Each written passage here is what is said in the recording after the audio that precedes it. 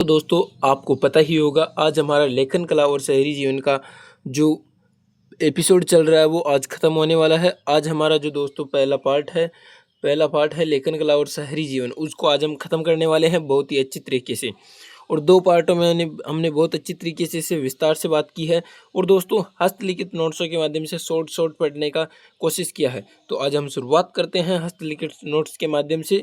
पढ़े वही जो आपके काम का हो, फालतू को ज्ञान हमें नहीं बढ़ाना है। तो लेखन कला और शहरी जीवन की शुरुआत करते हैं हमारे लास्ट पार्ट में कि आज हम क्या पढ़ने वाले हैं।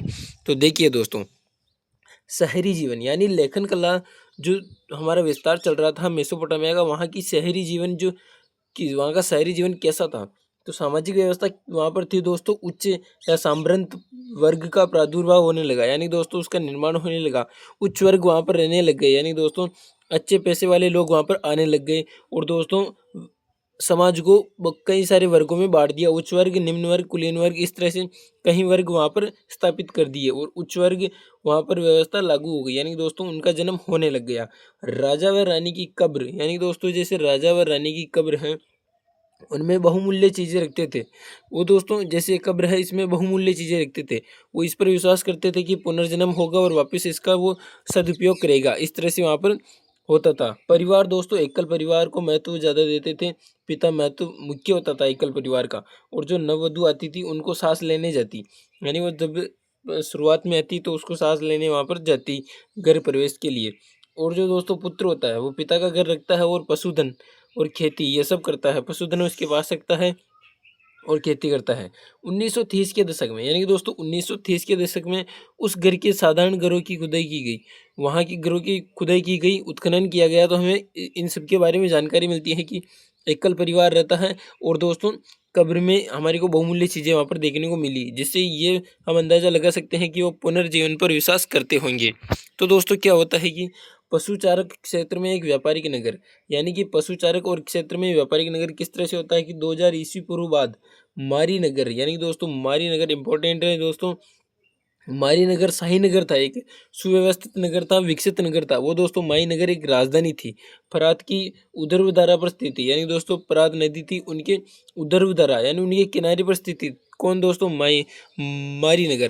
क्योंकि दोस्तों जो नदियों के किनारे जो स्थित होते हैं वो दोस्तों बहुत ही विकसित होते हैं, उनको जल की कोई कमी नहीं होती है। उसी तरह दोस्तों किसान व पशुचारक, इनमें क्या मतभेद हुए, इनमें दोस्तों झगड़ा होता रहता था किसान व गडेरियों में कई बार। क्योंकि दोस्तों किसान अपनी खेती करते हैं और उनमें जो पशुचारक होते हैं वो अपने पशुओं को चरने के लिए छोड़ देते हैं, जिससे वो सारी फसल नष्ट कर देते हैं। और गड्डरिये दोस्तों क्या होते हैं, वो फसल काटने वाले मजदूर होते हैं और भाड़े के सैनिक होते हैं। वो भाड़े पर आते हैं कि हम इस तरह से फसल की यानी दोस्तों मजदूर करेंगे और फसल काटेंगे। खानाबदोश का मतलब होता है दोस्तों घूमने फिरने वाले, एक स्थायी जगह पर नहीं रहते हैं, घुमाकर जाति के होते हैं और एक स्थान से दूसरे स्थान तक जाते रहते हैं। तो उनमें जातियाँ थी दोस्तों अक्कदी, एमोराइट, असीरियाई, आर्मेनियम जाति तो थी दोस्तों किसमें खानाबदोश की ये जातियाँ हैं दोस्तों। मारी नगर के राजा एमोराइट समुदाय के थे, यानी कि दोस्तों मारी के राजा थे वो भी दोस्तों एमोराइट समाज के थे। डेगन दोस्तों वहाँ पर स्टेपी क्षेत्र के देवता थे। स्टेपी क्षेत्र आपको बता रखा है फर्स्ट पार्ट में, स्टेपी वहाँ की प्रमुख घास थी वहाँ का दोस्तों। उस क्षेत्र का राजा कौन है दोस्तों? डेगन। इसी तरह से देखिए दोस्तों मेसोपोटामिया की संस्कृति में शहरों का महत्व, वहाँ की शहरों में महत्व क्या था? महत्व देखिए, शहरी जीवन को देते थे महत्व। मेसोपोटामिया की में शहरी जीवन को ज़्यादा महत्व देते थे। अनेक समुदाय संस्कृतियों के लोग वहाँ साथ साथ रहते थे। महाकाव्य मिला हमें दोस्तों गिलगेमिस, यहाँ पर आप गिलगेमिस महाकाव्य देख सकते हो दोस्तों। बहुत ही अच्छी तरीके से मैंने फोटो के माध्यम से समझाने की कोशिश की है।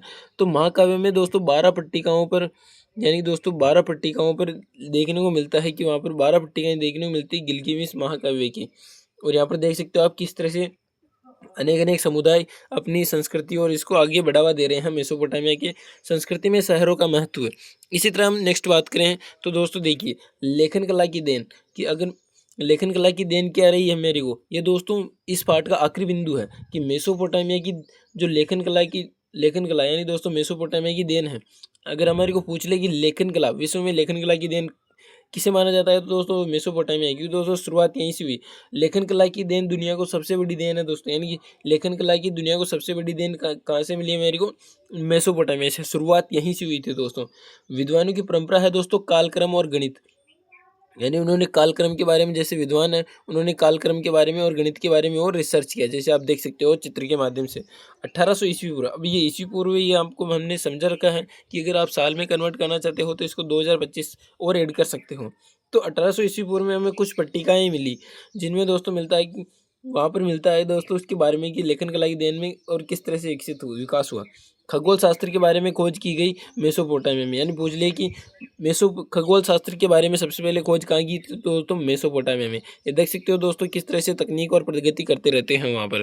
तो दोस्तों लेखन कला और शहरी जीवन आज हमारा 3 पार्टों में समाप्त होता है, और दोस्तों तीनों पार्ट बहुत अच्छे हैं। अगर आपने पहले के 2 पार्ट नहीं देखे हैं तो उनको सबसे पहले जाके देखिए, क्योंकि दोस्तों बहुत ही सरल और शॉर्ट माध्यम से आपको पढ़ा रखा है। बहुत ही अच्छी तरीके से लेखन कला और शहरी जीवन आपको समझ में आ जाएगा। और दोस्तों इसकी पीडीएफ चाहिए तो आप कमेंट कर सकते हो, तीनों पार्ट की पीडीएफ आपको देखने को मिल सकती है। तो तब तक के लिए मस्त रहिए, स्वस्थ रहिए, पढ़ते रहिए, क्योंकि दोस्तों इसी तरह हम कक्षा 11 के इतिहास को कंप्लीट करने वाले हैं। आज हमारा फर्स्ट पार्ट, पहला भाग कंप्लीट हुआ, पहला पार्ट लेखन कला और शहरी जीवन। अब हम दूसरे पार्ट की तैयारी करेंगे और उसको भी इस जिस तरह से हमने पहले पार्ट को कंप्लीट किया उसी तरह से दूसरे पार्ट को कंप्लीट करेंगे और बहुत ही अच्छी तरीके से समझाएंगे। तो मस्त रहिए, स्वस्थ रहिए, पढ़ते रहिए। धन्यवाद।